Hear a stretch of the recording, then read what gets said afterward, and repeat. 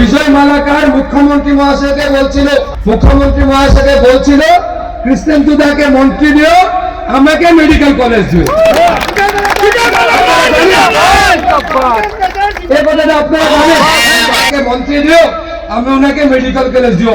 ওনার শর্ত ছিল না, কিন্তু বিজয় মালাকার এটা শর্ত ছিল, আমাকে মেডিকেল কলেজ দিও, মন্ত্রিত্ব আমাকে লাগবে না। মন্ত্রিত্ব গ্রহণ না করে রামকৃষ্ণনগরবাসীর জন্য মেডিকেল কলেজ চেয়ে নিয়েছেন বিধায়ক বিজয় মালাকারের এই ত্যাগেই বড় প্রাপ্তি রামকৃষ্ণনগরবাসীর। আমি নিজেও এমন বিধায়ক নই যেমন বিধায়ক রামকৃষ্ণনগরবাসী পেয়েছেন, জনসভাকে আশ্বস্ত করে বললেন মন্ত্রী পীযূষ হাজরিকা। রামকৃষ্ণনগর সমজেলা কার্যালয়ের ভূমি পূজন অনুষ্ঠানে অংশগ্রহণ করে বিধায়ক বিজয় মালাকারকে প্রশংসায় ভাসালেন জল সম্পদ মন্ত্রী পীযূষ হাজরিকা।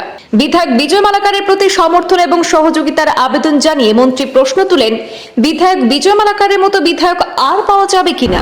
বরাক সফরে জল সম্পদ মন্ত্রী পীযূষ হাজরিকা রামকৃষ্ণনগরে বিধায়ক বিজয় মালাকারের 2026-এর নির্বাচনে কাজ সহজ করে দিতে প্রকাশ্যে সভায় বিধায়কের কর্মতৎপরতার ভূয়সী প্রশংসা করলেন। নিজের সঙ্গে তুলনা করে মন্ত্রীকে বলতে শোনা যায়, আমি নিজেও বিধায়ক বিজয় মালাকারের মতো নই, কারণ বিগত দিনে তিনি নিজে মুখ্যমন্ত্রীকে বলেছেন কৃষ্ণেন্দুদাকে মন্ত্রিত্ব দিন আর আমার মেডিকেল কলেজ চাই। নিজের ত্যাগের বিনিময়ে সমষ্টির কল্যাণে বড় প্রাপ্তি নিয়ে এসেছেন বিধায়ক বিজয় মালাকার। শীঘ্রই কাজ শুরু হবে মেডিকেল কলেজের, হয়ে গেছে সমজেলাও। বিধায়কের প্রচেষ্টায় রামকৃষ্ণনগরের মানুষের ভোগান্তি চিরতরে মিটে গেছে, কারণ জেলার শেষ সীমানায় থাকা রামকৃষ্ণনগরের মানুষ জেলা সদরে যেতে হলে কম করেও 300-400 টাকা খরচ এবং যাওয়া আসাতে পুরো দিনটাই চলে যেত। সেই ভোগান্তি আর হবে না। জেলা সদরে যাওয়ার কোনো প্রয়োজন নেই, সমজেলা কার্যালয়ে মিটে যাবে জনতার সব ধরনের অফিসিয়াল কাজকর্ম। মন্ত্রী পীযূষ হাজরিকা উল্লেখ করেন, এমন বিধায়ক আরেকজন পাওয়া যাবে না। বিধায়ক বিজয় মালাকারকে সমর্থন এবং সহযোগিতার আহ্বান জানিয়ে পরোক্ষভাবে বিধায়ক বিজয় মালাকারের 26-এর নির্বাচনের কাজ অনেকটাই সহজ করে দিয়ে গেছেন মন্ত্রী পীযূষ হাজরিকা, এমনটাই অভিমত রাজনৈতিক বিশেষজ্ঞ মহলের। জামুয়াল থেকে কত ভাড়া? জামুয়াল থেকে শ্রীভূমির জেলা সদরের ভাড়া কত? 300 টাকা। তখন আপনারা দেখেন কত লাভ হইল আপনারা। তখন যে কোনো সরকারের কাজের জন্য আপনারা শ্রীভূমির জেলা সদর যাইতে না লাগে। এই কাজ কে করলে? এই কামটু কোনে করিলে? বিজয় মালাকার করিলে। ঠিক আছে, সিদ্ধান্ত কোনে নিলে? কিমান কষ্ট আছিলে, এতিয়া কষ্টকে বহুতে চাগে এই বিল্ডিংটো কেনেকুৱা হ'ব দেখা নাই। মই দেখিছো এটা অতি ধুনীয়া হ'ব। আজি যিটো আমি আধাৰশিলা কৰিলো, আপোনালোকে আকৌ কৈছো কিমান কষ্ট হয়। এখন জিলাৰ লাষ্টৰ অঞ্চলৰ পৰা জিলা সদৰলৈ যাওঁতে 200 টাকা 300 টাকা ভাড়া দিব লগা হয়। আহা যোৱা কৰোঁতে 2 ঘণ্টা লাগে। দিনটো শেষ হৈ গ'ল, মানুহে আৰু কাম কৰিব নোৱাৰে।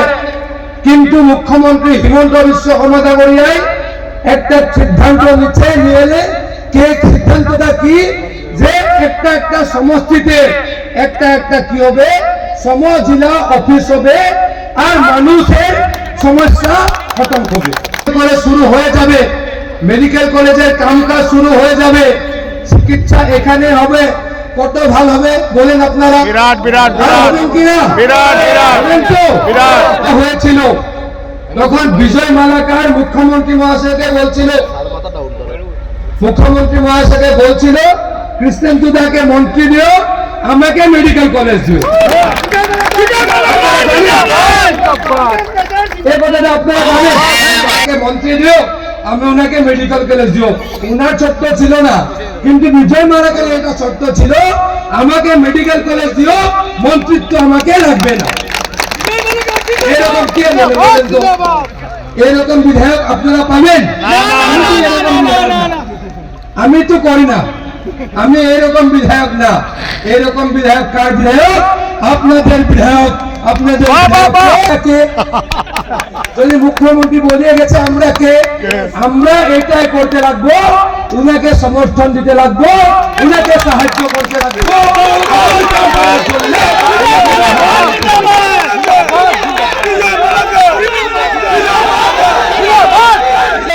ছিল না। আসামে আয়ুষ্মান কার্ড ছিল না। আয়ুষ্মান কার্ড কার কার আছে হাত ধরেন তো, সবাই আছে। কে ভাই 5 লক্ষ টাকার ট্রিটমেন্ট এক বছরে পায়, এই কাজটা কে করছে? হিমন্ত বিশ্ব শর্মা মহাশয় করছে। রাস্তা পথের অবস্থা কি হয়ে গেল? সুন্দর। বড়কের রাস্তা কি ছিল?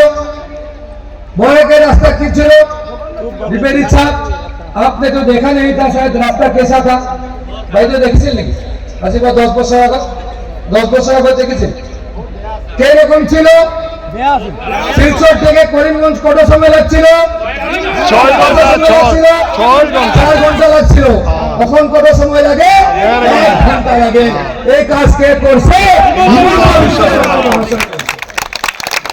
এটা হচ্ছে পার্থক্য এটা হচ্ছে পার্থক্য কংগ্রেসের জামানায় আসামে ছিল শুধু 6টা মেডিকেল কলেজ এখন কয়েকটা মেডিকেল কলেজ 21টা মেডিকেল কলেজ কংগ্রেসের জামানায় ওখানে বিশ্ববিদ্যালয় ছিল শুধু 12টা এখন 31টা বিশ্ববিদ্যালয় আসামে হয়ে গেছে এইটাই বৃহৎ বৃহৎ পার্থক্য